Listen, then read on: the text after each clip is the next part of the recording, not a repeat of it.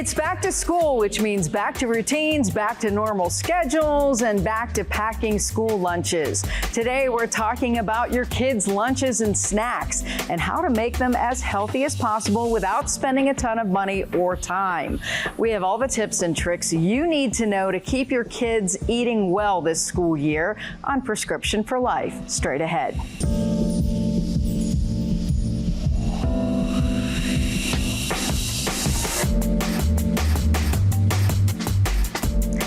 We all want to send our kids off to school each morning with everything they need to have a good, successful day. And that means the right school supplies, the right clothes. Oh my gosh, the clothes matter for those tweens. And of course, the right school lunch. And I'm sure you have all seen the Instagram feeds of the moms who make those elaborate school lunch bento boxes. And oh wow, if you have the time, yeah, that's amazing. But if your mornings look anything like mine, you're scrambling just to get out the door, and you might not be able to take a moment to cut sandwiches into Disney characters. So today, we have an expert here to walk us through the best snacks and lunches for even the pickiest eaters that won't break the bank or take too much prep time. We'll get to all that in just a moment. But first, just in case you had any doubt, take a look at this report from our station WPMT about the importance of a good night's sleep and good nutrition for your child's success in school. Setting your kids up for success in the classroom by making sure their bodies are fueled and minds are rested. Nutrition and sleep are very important for children for learning in school. Dr. Cynthia Elsner with UPMC Children's Community Pediatrics Hummelstown says it starts with a good night's sleep. A lot of kids who don't sleep well at night have more ADD, anxiety, and behavior issues, okay? They don't learn as well, so their scores on tests are a lot lower. While the actual amount of sleep a child needs depends on their age, Dr. Elsner says you should aim for at least 10 hours each night. So I usually try to tell parents that kids really shouldn't have any electronics in their bedrooms. And the other thing too is to turn off all electronics about an hour before bed. Once they wake up in the morning, don't overlook the importance of a healthy breakfast. I have a lot of teenagers here who skip breakfast, and I try and get them, I said, look, just get something in your belly. So a yogurt, peanut butter banana, a granola bar, an energy bar. So if you can just get them to get something in their belly, that's going to be better than nothing. When it comes to lunch, Dr. Elsner says to make sure you're packing a fruit and vegetable, protein, and whole grains. If children are receiving adequate nutrition, it helps them to focus better in school. If your child gets lunch at school, go over what types of food they should be choosing while they make their way through the lunch line. And remember, the foundation you're helping them build now could last a lifetime. If we eat healthier, we're going to be healthier. We're going to have less medical issues. And if we sleep well, we're going to be hopefully more productive in society as adults. So what are the best foods for your child? Our expert tells us.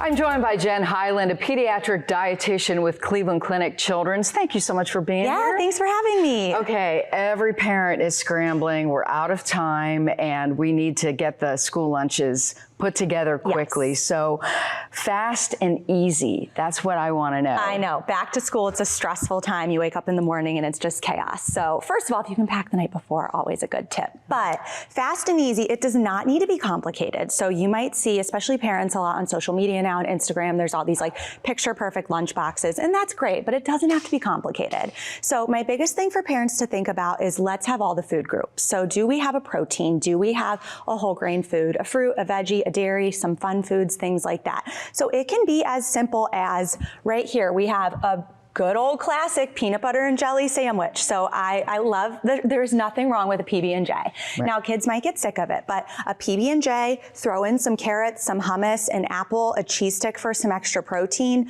nothing wrong with that, okay? That's perfect. But if you want to do even, quicker plan ahead things, I'm a really big fan of like pasta salads or mixed dishes. So a pasta salad that doesn't need to be heated up is great. So you can cook some noodles, some whole grain noodles, even trying something different like high protein, some bean-based noodles to give the kids a little extra protein boost throughout the day. You can throw in, here I did some cheese, some bell peppers, tomatoes. There's a chicken sausage in there that you just microwave for 30 seconds, that's it. So you boil the noodles, you throw in the 30-second chicken sausage, whatever veggies the kids want, they can choose. And then you have that for the week. So it's in the fridge, dish it out and go. You can do the same thing with like a Mexican-based style, a salad of some sort. So make ahead's really great. That's an awesome idea. I love these little bento box Yes, those lunches, are great. Those, especially for little fingers. Yep, so especially for the little ones, the bento boxes are fun. Also for kids who don't love their food to touch. These can be good, especially if they're a little bit anxious and a little bit picky. So again, you have these perfect sections here and you can put in the different food groups. So here I threw in some of that pasta salad I already made, a couple carrots, and I put it in a little muffin liner here because you put some fun, different colorful things in there. It does help the kids eat their lunches a little bit more. And then we have some trail mix. A fun snack in there is fine. These are some chocolate covered nuts, I think, some fruit. So again, just trying to have that variety in there, but it can be things that you just have in the kitchen. And have the kids do it themselves too. That's really great. So like, hey, here's your fruit option. Hey, here's your veggie option. Which snack food do you want today? They take ownership over it. They're doing half the work. Gives you a little activity. And teaches them a lot of lessons down the road. Absolutely. Too. You mentioned picky eaters. Yes. Any tips for that? Depending on what they're picky about, I suppose. Exactly, depending on what they're picky about. So again, I would say even with your pickiest eater, can we find something from different groups? So if there's one veggie they eat the same veggie every day. I don't care. Switch up the dip, maybe try something different with it. Same thing if they only eat strawberries, send them strawberries. That is okay. With a really picky eater, I do suggest trying to expose them to new foods not at school. So at home, when they're in kind of a safe environment, school might have to be more of those safe foods that they are comfortable eating because we want them to eat their lunch. We need to make sure they're fueled for the rest of the day. And we don't want to put something new and scary in there and then they don't want to eat it. So I would say when you're trying new foods with picky eaters, do it after school for a snack or at home for dinner when they're with their parents. But yeah, you can make it work. If we have really picky eaters who only eat, like, say they just eat pizza and that's all their touch, we can slowly work with them. That does require sometimes meeting with like your doctor, a dietitian, other people to give parents a little more specific guidance for them. But pickiness doesn't mean that it has to be the same exact lunch. We can have some variety, I think. What about allergies? Yeah. Because, I know with the peanut butter, and some schools are kind of... Definitely. Thank you for that. Yeah, a lot of schools don't allow peanut butter sandwiches. So finding protein alternatives. So you can always use like a soy-based butter or a sun nut butter. They have some oat butters now if your children will eat those things. And obviously if they're not allergic to any of those. But you can also switch out the protein. So again, like beans are going to be really great. A high protein pasta. You can do other variances of that. If you have a dairy allergy, we would just skip the dairy. We would do like a coconut milk based yogurt or something else in their lunch from that standpoint. I would say nuts are the most significant one in the school system. So if they don't allow nuts, there are still other ways around it. A good old lunch meat sandwich, no problem with that either. So you could throw that in there too. So there are options. And then like on that same line, your vegetarian or your vegan kids, trying to find some maybe non-meat protein options that they could do. Again, we can do beans, we can do tofu, we can do quinoa. There's a lot of it. It's just kind of finding your foods. I would tell parents to make a list, like have either a rotating list or have like a list of grains, a list of proteins, and then the kids can choose from each one each day when you're planning their lunch, just so in the moment you're not like, what in the world am I going to pack? I still love your idea of planning ahead because, no one has time in the morning to be figuring this out. No. What about the kids who may be dealing with some weight issues? Because they're not with you half the day and, maybe you send them off with a healthy lunch and little Billy sitting next to them has, mom gave him a fun snack candy bar. Tastes way better. Yeah, absolutely. So the first thing I would say is we want them to have healthy lunches, but it is okay to put a little bit of fun foods in their lunch. So if little Billy is never given anything sweet in his lunch, if he just has like the fruit, the salad, and it's boring, he's going to then go to his friend's food and try to eat everything. So like I said, a little bit of a candy in there, a cookie at times, like that is okay. keep it fresh in there so that they don't feel like they're deprived necessarily. But that being said, we can also, just having conversations is huge. Like, did you eat your lunch? And non-judgmental conversations, because that's really hard as a parent, I know, to get frustrated with that. But what else are you buying? Looking at, a lot of them have like their cards and you load money on there. Like, where's the money going? What are we putting this towards? Are we buying ice cream, or are you hungry? Like, do you need more to eat at lunchtime? So I think conversations are actually really important. But then again, it kind of comes back to continuous introduction of, we have a fruit, we have a vegetable. That protein is going to be really important, because if we're just filling their lunch with a bunch of like snacky, sugary carbohydrate foods, they're going to be hungry. So those are foods that don't stick with us as much. We need them, absolutely, but they digest quickly. And then when kids have that afternoon slump and they can't get through classes, a lot of times that's because of just the snacky, sugary carbs. So finding some sort of protein that your child, if you are dealing with weight issues, will eat is going to be really important to help keep them full. So what about the school lunch in general? If a kid doesn't have time, or you forget to make lunch, that sort of thing. Definitely. Are there options to go for, or can a kid eat a school lunch? Yes, there are. So I think school lunches get a little bit of a bad rep. Packing your lunch is not always healthier. It depends what you are packing. And a lot of kids who are on free and reduced lunches, I tell them, please get the school lunch. Absolutely. We don't want you having to buy additional, and some people can't.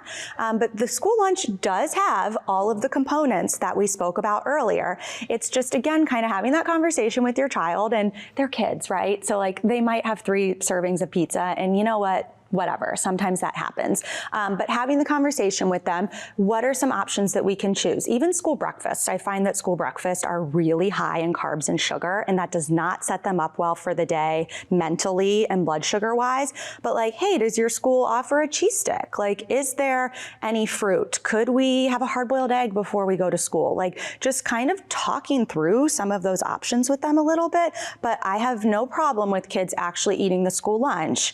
It's just kind of, what are we choosing, and then what maybe do we have later for a snack, or how do we kind of balance that out a little bit? You mentioned the Instagram moms, you know, the perfect lunch and that sort of thing. I swear that's parent shaming. Yes. Yeah, it's great and it's beautiful, but it's not always realistic for everybody. I know, like myself, like if this bento box happens, like that's as good as it's going to get sometimes. But yeah. But don't beat yourself up if you can't make little stars out of cucumbers and that sort of thing. Absolutely not. Sometimes it will get the picky eaters to try things more. So I will say, if your kid is not trying anything and you do make it fun and you do put a cute little food pick that they can eat with it in there, it definitely can help.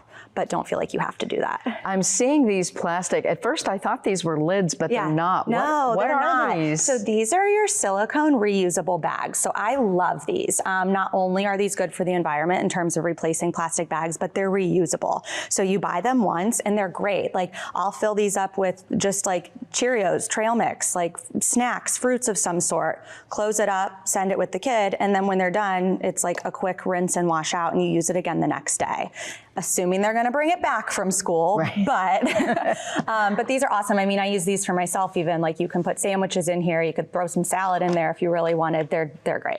Some of these snacks too, like the popcorn, you can put a lot of popcorn. You can. I mean, that's so. Fill it up, yeah. So there are going to be snacks that are going to be higher in fiber and higher in protein that are more filling. So again, like potato chips, you might have a handful for a serving. Popcorn, air popped or light butter popcorn, like 3 cups loaded up. So wow. Yeah. And I see over here, you've got a whole avocado. Yes. So this is guacamole here, but we were lazy this morning. So, but the idea is that at snacks, we want to pair, like, again, you might have a grain, but we want to have like a protein and or a healthy fat with it, especially to help keep the kids full. If they just come home and they're eating chips, they're going to then eat a granola bar, and then they're going to eat cookies, and they're going to keep eating. If we start with, like, right here, we have some tortilla chips that I would maybe melt some cheese on it.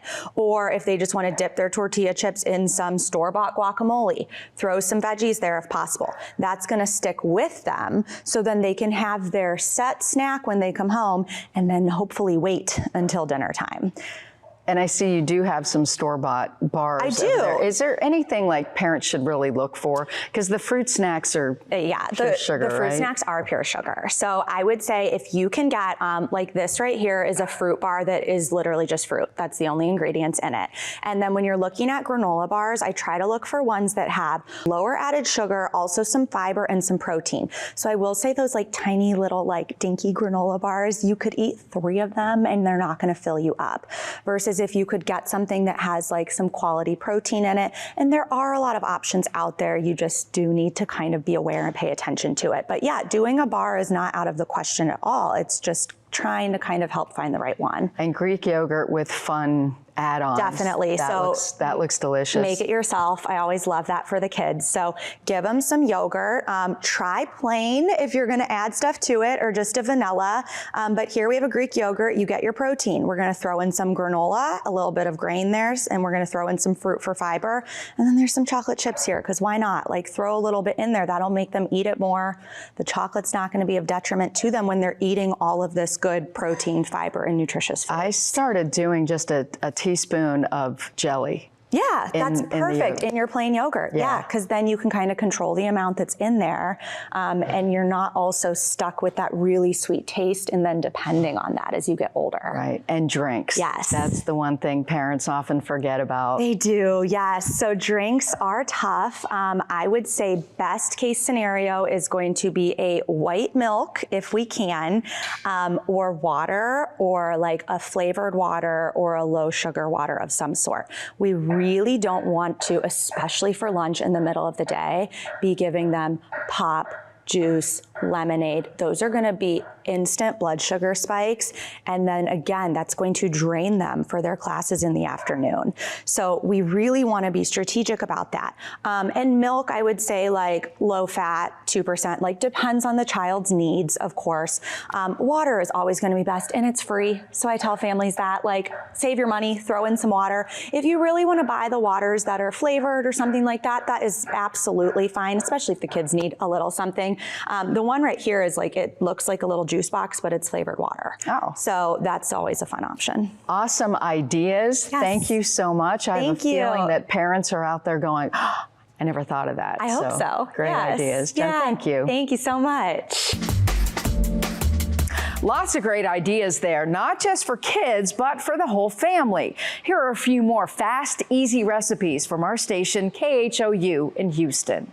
With teachers finalizing their lesson plans for the fall, they hope students show up ready to learn. You want some mango? Eating a healthy meal is part of the equation. The adult in the family is going to be the role model. So if we're eating healthier and more well balanced, then the kids will also follow. Chef and registered dietitian Dolores Woods teaches nutrition at the Nourish Kitchen at UT Health School of Public Health. She says a well-balanced meal should include veggies, fruits, whole grains, and lean protein. Turkey, chicken, eggs, nuts, even beans are really great sources of protein.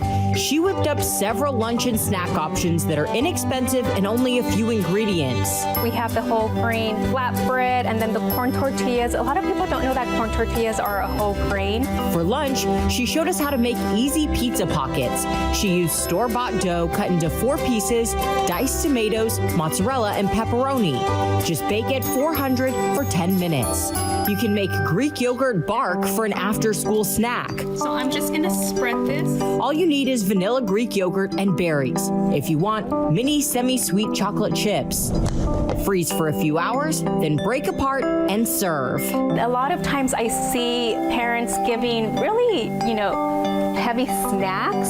So something that's gonna be a full meal. And then when it comes time to maybe your dinner time, they're not hungry. Her advice, keep snacks small and plan ahead. Make sure you build out a list before going to the grocery store so you stay on budget and go home with the ingredients you need to make well-balanced meals. Stephanie Whitfield, KHOU 11 News. some of those look really great. I would make those yogurt bars. How about you? Well, we hope you found some good, fast, and easy ideas today for healthy lunches and snacks for your kids.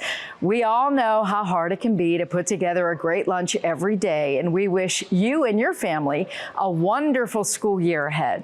I'm Monica Robbins. We'll see you back here next week for another Prescription for Life. Until then, wishing you good health.